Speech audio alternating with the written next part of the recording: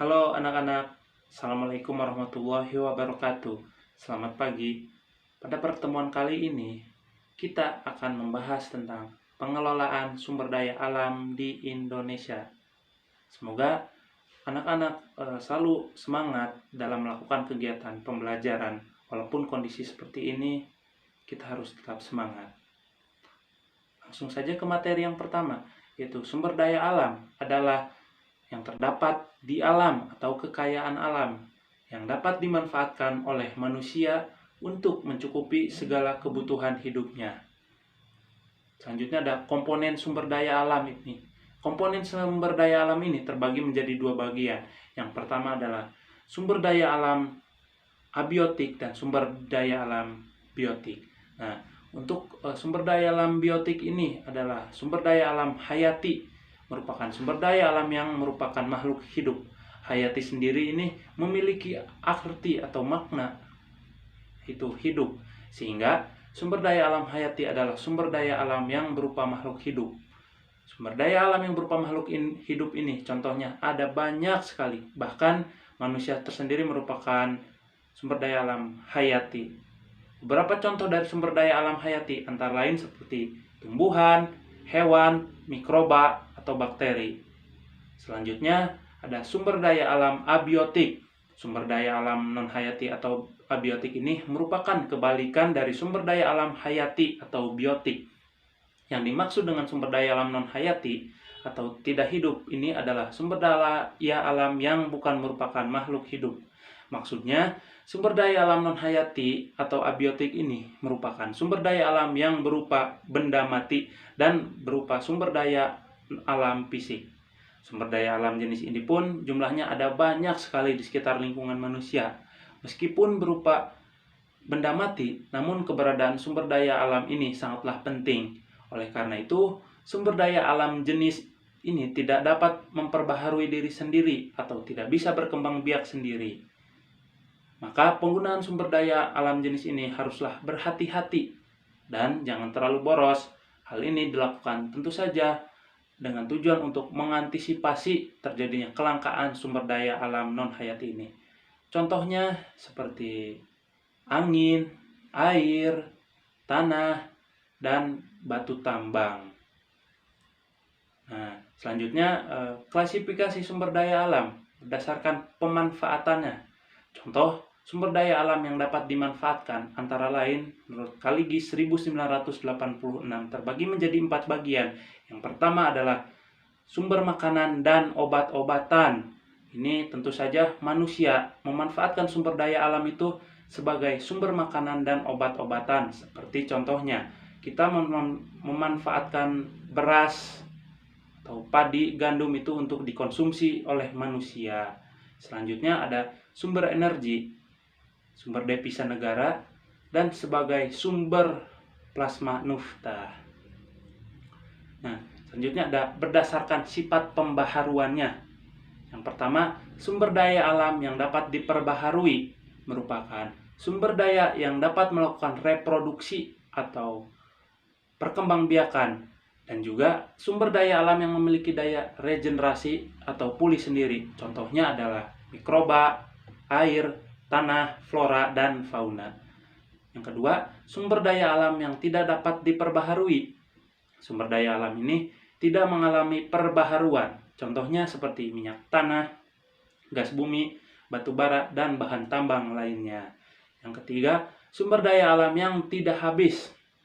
Contohnya itu seperti udara, matahari, energi pasang surut, dan energi laut. Nah, selanjutnya ada pengelolaan sumber daya alam. Agar generasi yang akan datang tidak kehilangan haknya, kita perlu melakukan konservasi sumber daya alam.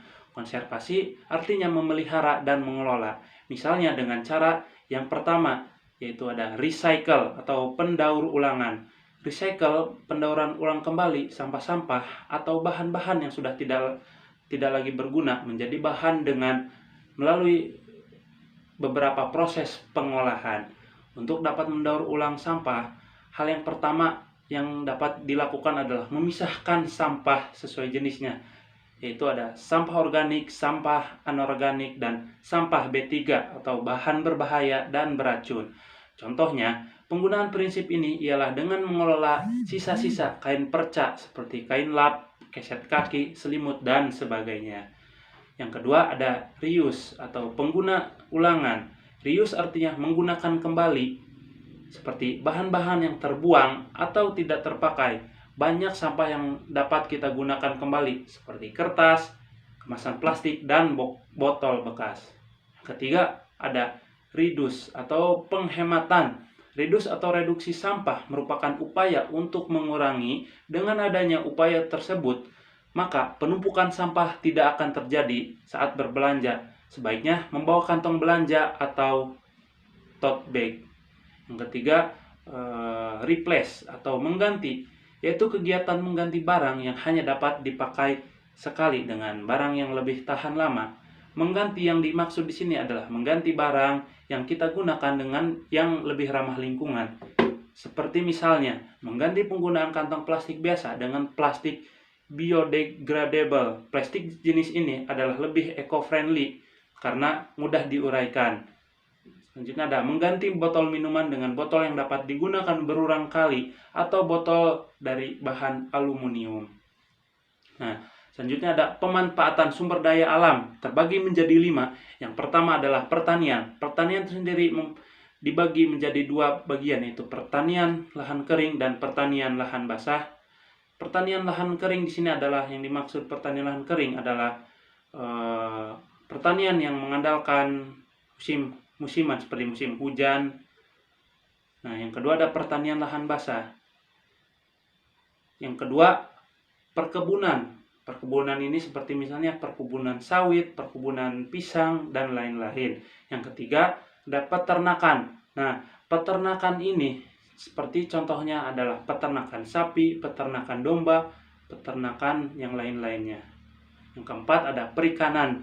Jelas sekali di Indonesia ini dari perikanan ini sangat dimanfaatkan sekali dan sangat melimpah, karena Indonesia sendiri adalah mempunyai lautan atau tempat ikan yang sangat luas sekali. Yang kelima ada pertambangan, seperti pertambangan minyak dan gas, batu bara, dan lain-lainnya.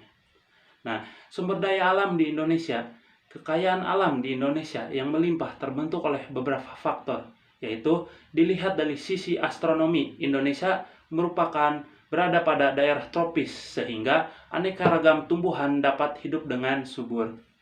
Yang kedua, dilihat dari sisi geologi. Indonesia berada di titik pergerakan 3 lempeng utama, sehingga banyak pegunungan yang kaya akan mineral. Yang ketiga, daerah perairan Indonesia kaya sumber makanan bagi berbagai jenis tanaman dan hewan laut, serta mengandung berbagai jenis mineral. Nah, selanjutnya ada potensi sumber daya alam di Indonesia. Indonesia adalah negara beriklim tropis yang berbentuk kepulauan. Kondisi ini menjadikan Indonesia sebagai negara yang memiliki banyak potensi sumber daya alam biotik maupun sumber daya alam abiotik. Ini memberikan banyak manfaat bagi masyarakat dan negara. Di antara potensi sumber daya alam Indonesia adalah hutan, laut, udara, tanah, dan hasil tambang. Yang pertama itu adalah ada hutan. Hutan di wilayah Indonesia merupakan hutan terbesar ketiga di dunia. Luas hutan Indonesia sekitar 99 juta hektar yang membentang dari Indonesia bagian barat sampai bagian timur. Akan tetapi, luas hutan tersebut semakin berkurang dari waktu ke waktu. Padahal potensi hutan di Indonesia itu sangat besar. Tidak hanya kayunya saja, namun sebagai makhluk yang mendiami hutan, termasuk dalam potensi sumber daya hutan. Keanekaragaman hayati yang berada di hutan bermanfaat dan berperan penting dalam keseimbangan lingkungan hidup. Hutan bisa dikelompokkan menjadi beberapa jenis. Beberapa jenis hutan Indonesia adalah hutan lindung, hutan produksi, dan hutan konservasi. Berikut pemanfaatan masing-masing jenis hutan tersebut. Yang kedua, laut. Indonesia pernah dikenal sebagai negara maritim. Ini dikarenakan sebagian besar wilayah Indonesia diliputi lautan dan samudra. Lautan di wilayah Indonesia kaya akan berbagai jenis ikan yang melimpah. Potensi ikan di laut Indonesia bisa menembus 6 juta ton per tahun. Potensi tersebut menempati urutan keempat pada tahun 2009. Kementerian Kelautan dan Perikanan sebagai perwakilan negara telah melakukan berbagai upaya untuk meningkatkan jumlah penangkapan ikan.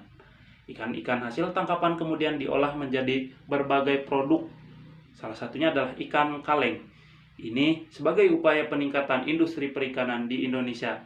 Tidak hanya ikan, potensi laut Indonesia juga meliputi keragaman biota yang tinggal di dalamnya. Setidaknya terdapat lebih dari 500 jenis rumput dan tak kurang dari 900 jenis terumbu karang yang mempunyai potensi besar untuk kehidupan masyarakat Indonesia.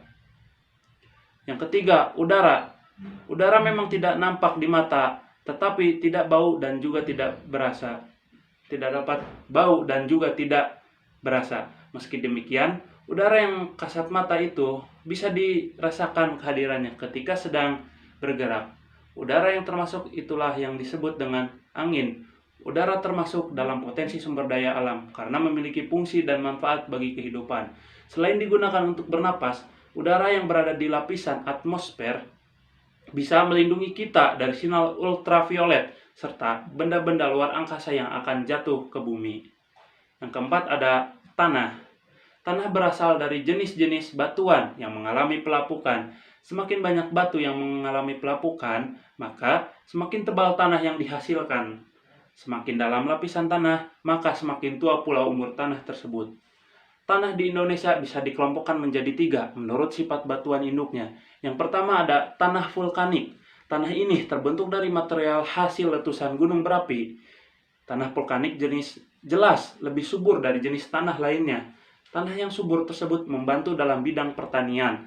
Inilah sebabnya kaki gunung menjadi daerah yang cocok untuk bertani dan berkebun.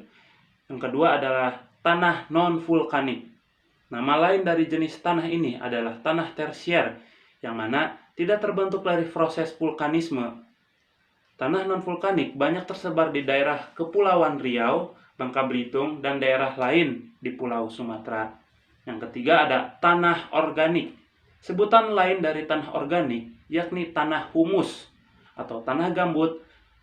Tanah organik berasal dari timbunan sisa-sisa tanaman dan banyak terdapat di rawa-rawa. Tanah organik berwarna hitam dan banyak dijumpai di Merauke dan pesisir Kalimantan. Yang kelima ada hasil tambang. Pertambangan menjadi potensi sumber daya alam yang banyak dicari karena nilai ekonomisnya yang lebih tinggi.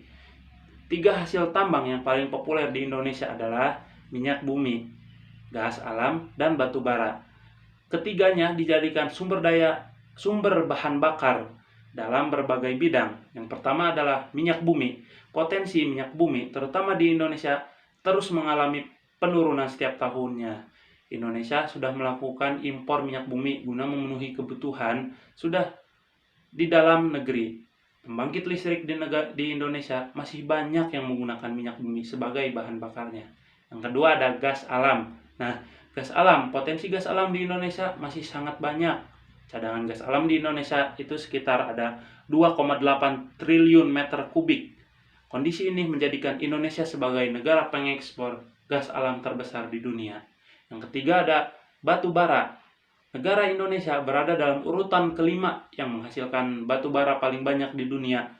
Batu bara juga dimanfaatkan sebagai bahan dalam sektor pembangkit listrik. Hanya saja penggunaannya masih kalah populer dengan minyak bumi. Sekian yang bisa Bapak sampaikan dan Bapak jelaskan. Jika ada yang belum paham atau yang ingin ditanyakan, bisa melalui personal chat atau WhatsApp grup. Terima kasih atas perhatiannya. Tetap semangat dalam melakukan kegiatan pembelajaran. Terima kasih. Wassalamualaikum warahmatullahi wabarakatuh.